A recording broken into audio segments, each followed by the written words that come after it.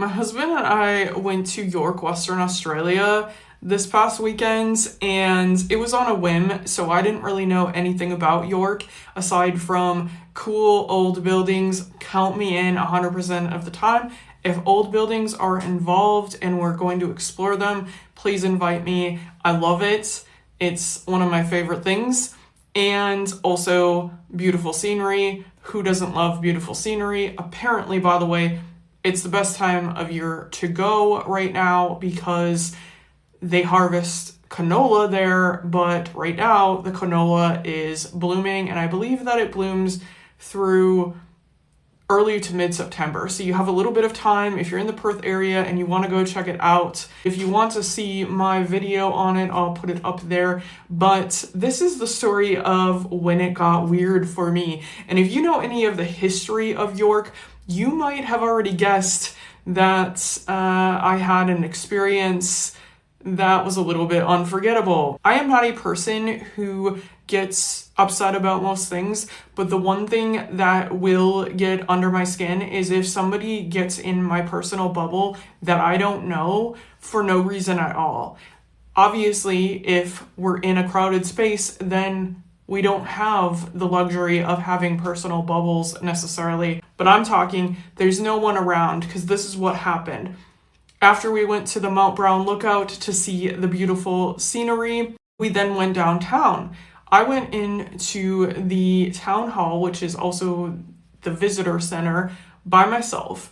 There was no one else on the main floor except two women that were working at the information desk, and otherwise the floor was empty. There was this beautiful staircase in front of me, and it was saying climb me, and yes, you're allowed to go up and view things. There's like a little sort of museum thing.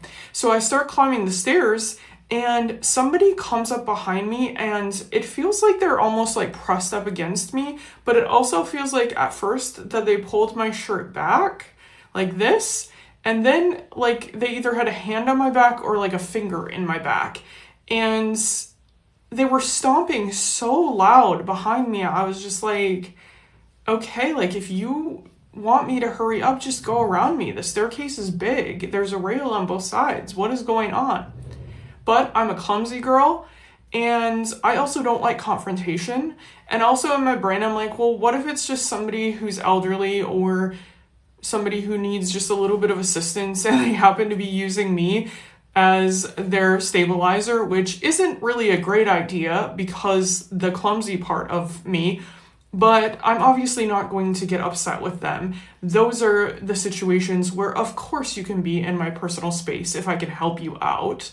But I get to the top and I'm about to say, like next time just go around, when I realize there is absolutely no one there. I am still the only one in the building besides the people at the desk. I didn't really let myself think about that too much, but I kind of stored it. I was like, oh, I am in an old building. I am in an old building in an old town. It has a lot of history. I don't know the history because I didn't do any research. And there probably is at least residual energy here, if not hauntings, like actual spirits. And this is the time where I out myself and say that I am very much a believer in the paranormal. I especially believe in spirits. I have a lot of friends who investigate, who own haunted objects, etc. I don't, but it's a special interest of mine, okay? I am more skeptical now that I have started watching a lot of investigations and parts of groups, even though I haven't personally been on investigations and things like that. And that makes me more skeptical. I'm also sensitive, as I do think every single person is to some level, but I can't speak to your grandma. Like, that's not going to happen. But I've had experiences. I moved on to the auditorium. There's a balcony up there that overlooks the auditorium or the stage. And immediately when I walked in there, I got chills. And I kept feeling like somebody fell or somebody's going to fall. Somebody's going to fall. there was no one else in there. It was just me. And I didn't feel like it was going to be me that fell, but I am a little bit afraid of heights because we have already established a bit of a clumsy girl. It could have just been in my head again. And so I still am not really thinking anything of it. I did feel like I was being watched or that there was some energy around me, but I didn't really try to tap into it or anything like that. I'm always going to err on the side of I'm just making it up. And I very well could have been. So what I wish would have happened when I went back downstairs was that I went to the front desk and said, hey, this might sound crazy, but is this place haunted? Or even just looked it up on my phone, because when I got home, I did look it up. And I'm really actually glad that I didn't have any reference for this before I went there, because then I would have subconsciously been looking for experiences, I feel like. And I would have been even more in my head about like, was this real or was it just sort of a coincidence that I felt like I had an experience? Because here's the thing, York apparently is known as Western Australia's most haunted city or town. And one of the places in there, which is not the place I was at, it's a private residence now, but it was the York Hospital, apparently is considered one of, if not the most haunted place in Western Australia.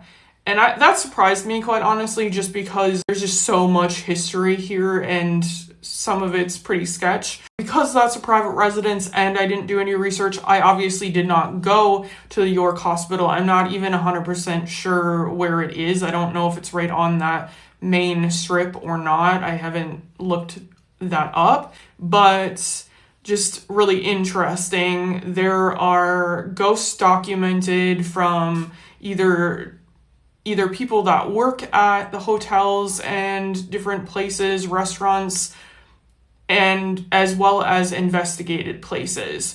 And the town hall has been investigated. The one investigation that I found that you can actually watch on YouTube, I have some questions about, but they tapped into a spirit named Terrence. Apparently Terrence is pretty well known at the York Town Hall.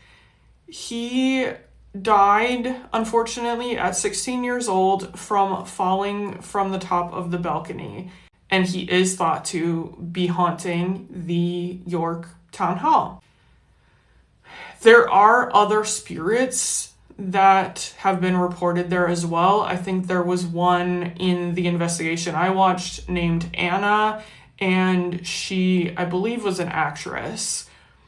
Again, I have some questions, and it might just be a me thing, so I don't really want to say too much about that investigation, but the Terrence situation, that is documented that he did die in 1933 at 16 years old, and people believe that he is still there. The other thing that I found very interesting is that people have reported hearing pounding on the stairs.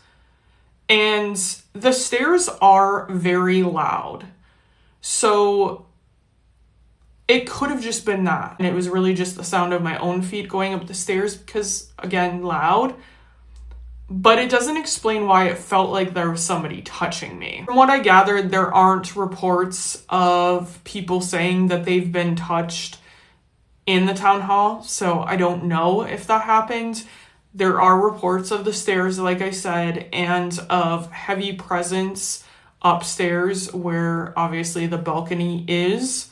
The Settlers Hotel and the Castle Hotel, there are reports of being touched, as well as at the private residence I talked about earlier. This town has a pretty rich history, I think, of things happening which would possibly result in a lot of hauntings, is my hypothesis. I'm not going to go into the history because I only know the very bare bones of it at this moment off the top of my head, but very interesting and quite the experience that I wasn't expecting to have.